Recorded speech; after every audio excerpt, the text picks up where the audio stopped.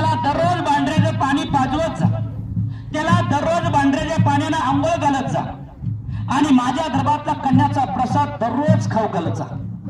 शेवटी तुझं नशीब बघ असं मामा काय म्हणाले. शेवटी तुझं नशीब चांगलं असेल तर ते बरं होईल. आपल्यावर घ्यायचे नाहीत. मामा चांगला असेल, तुझं नशीब चांगलं असेल, तुझी पुण्य असेल, तुझी कर्म चांगले असेल, विचारदृष्टी चांगली असेल तर बरं होईल असं मामानं सांगितलं.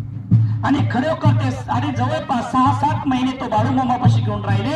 पण त्यांना जेवणाचा तांब्या वेगळा ठेवला, राहण्यामान वेगळं दिलं. त्या 6-7 महिन्याच्या नंतर त्यांचा आजार पूर्ण बरा झाला, ठणठण झाला.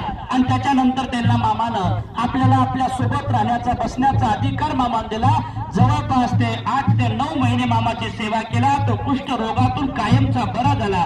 त्याचं पाणी भेगा सगळ्या बुजल्या गेल्या आणि तो ठणठण बरा झाला. एक लक्षात ठेवा काम. आणि एक लक्षात ठेवा, बाळूमामाच्या कन्याचा प्रसाद आणि भंडारा म्हणजे एक अमृत आहे बाळूमामाच्या कलियुगात. एक लक्षात ठेवा. आणि त्या अमृताचा जेवढं चांगल्या पद्धतीनं चांगल्या भावनेनं तुम्ही आम्ही स्वीकारता तेवढं चांगलं होणार आहे. त्याच म्हणजे खरोखर मामा रोडनं जात होते. एक ट्रक ड्रायव्हर होता म्हणजे ट्रक ड्रायव्हर. आणि तो ट्रक ड्रायव्हर काय म्हणायला लागला माहिती आहे का, मामाला बघायला लागला. मामाचे भक्त म्हणून यायचे, मामाचं दर्शन घ्यायचे. मामाचं दर्शन घेत असता तो ट्रक ड्रायव्हरनं त्याच्या मनात अनुमान आला.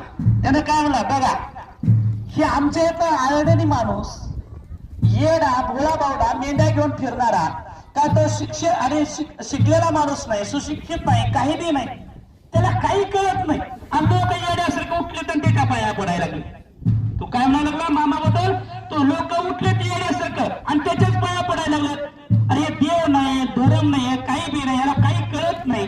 आणि हे आमच्या इथले लोक येडे झाले, येडे आमच्या इथले लोक येडे झाले आणि त्याच्या पाया पडायला लागले.